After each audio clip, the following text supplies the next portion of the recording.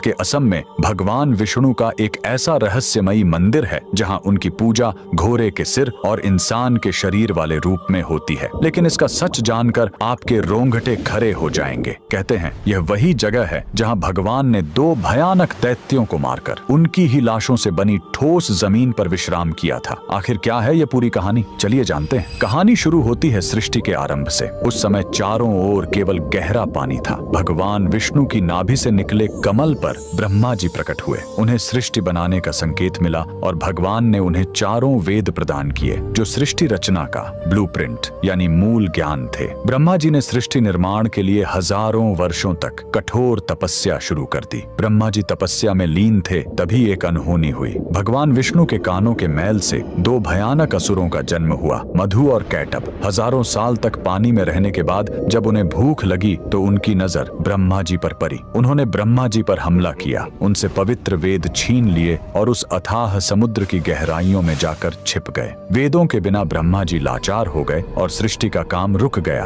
ब्रह्मा जी घबराकर विष्णु जी की शरण में गए, लेकिन समस्या बहुत बड़ी थी। मधु और कैटभ ने तपस्या करके देवी महाशक्ति से इच्छा मृत्यु का वरदान पा लिया था, यानी वे अपनी मर्जी के बिना मर नहीं सकते थे। तब वेदों को वापस लाने के लिए विष्णु जी ने हयग्रीव अवतार लिया। उन्होंने घोड़े का सिर इसलिए चुना ताकि उसकी तीक्ष्ण बुद्धि और सूंघने की शक्ति से वे समुद्र के उस घने अंधेरे में भी वेदों को खोज सके। भगवान हयग्रीव पानी के भीतर गए और असुरों से हजारों साल तक युद्ध किया, लेकिन वरदान के कारण वे मर ही नहीं रहे थे। अंत में भगवान ने अपनी माया से उन्हें मोहित किया और पूछा कि तुम्हारी मृत्यु कैसे होगी। असुरों ने अहंकार में शर्त रखी, हमें वहां मारो जहां पानी न हो, एकदम सूखी जगह। पूरी दुनिया में तो पानी ही पानी था। तब भगवान ने अपना विराट रूप धारण किया, अपनी विशाल जांघों को पानी से ऊपर उठाया और कहा, मेरी जांघें सूखी हैं, और वहीं उन दोनों का वध कर दिया। मरने के बाद उन विशालकाय दैत्यों के शरीर से जो भारी मेद यानी चर्बी निकली वो जम गई और उसी से यह ठोस धरती बनी। इसीलिए पृथ्वी को मेदिनी कहते हैं। युद्ध के बाद थके हुए भगवान हयग्रीव ने इसी नई बनी जमीन पर असम के मणिकूट पर्वत पर विश्राम किया। उन्होंने वेद ब्रह्मा जी को लौटाए और ज्ञान की पुनः स्थापना की। इसीलिए हयग्रीव भगवान को आज भी बुद्धि और तर्क का देवता माना जाता है। कमेंट में जय श्री हरि जरूर लिखें।